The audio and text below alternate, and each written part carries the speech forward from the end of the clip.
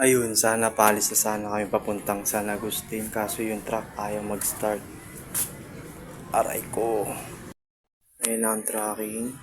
Hindi mag-start. May hinahantay na kami para mag-start ang truck.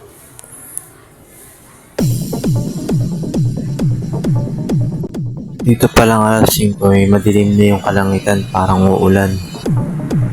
Ayun, dito na nga, inabutan na kami ng ulan sa biyahe.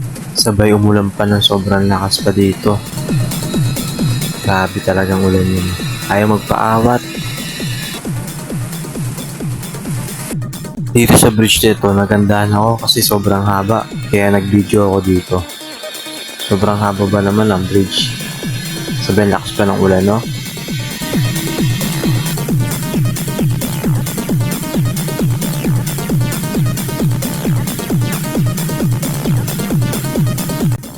Ngayon nga nakarating na kami sa Northern Eastern Integrated School of San Agustin.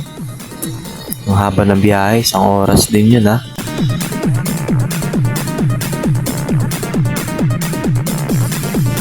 Dito ngayon, nagbaba na kami ng gamit para matapos agad namin ng pag-setup. Dito, ngayon, pinas forward yun para mabilis. Sobrang haba kasi ng video. Nagpatulong kami sa mga teacher kasi basang-basa nga yung room, medyo baha. Kami taga-baba sila naglilinis ng baha.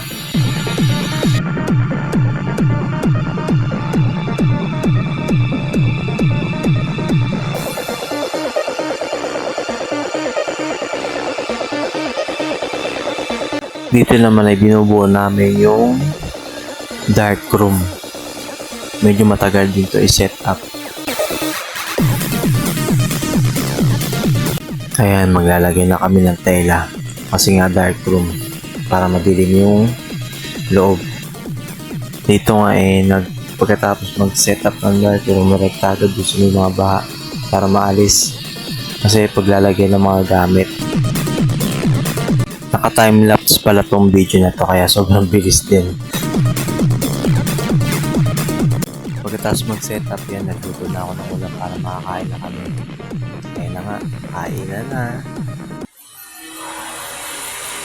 Time check.